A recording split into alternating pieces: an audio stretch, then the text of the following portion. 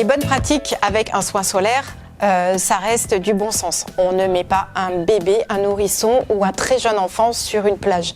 On évite les heures chaudes entre 11h et 16h. On protège bien ses yeux, aussi bien pour les enfants, pour les adultes, pour les ados et pour les grands.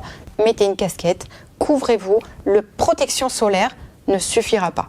Ne pas oublier les zones un petit peu particulières comme les oreilles, le cou souvent, ou bien juste la plante des pieds et le dessus du pied. On renouvelle bien son solaire toutes les 2 heures, c'est indispensable. On le met 20 minutes avant de sortir de chez soi.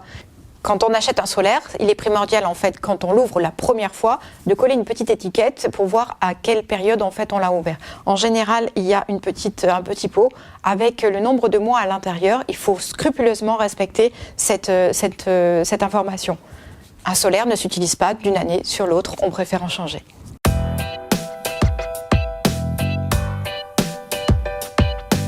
Le soir, pensez à démaquiller avec un double nettoyage, c'est-à-dire une huile démaquillante et une mousse pour garder vraiment l'éclat et le bronzage frais. Réhydrater sera le maître mot.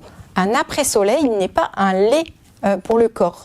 Un après-soleil vient réparer, vient justement lutter contre l'oxydation, vient justement réhydrater et c'est un produit qui est beaucoup plus frais. On abuse des masques hydratants, des sérums, des contours des yeux. On traite aussi les cheveux, puisque les cheveux vont effectivement capter la lumière. Donc vraiment les masques, le même maître mot est quand même l'hydratation.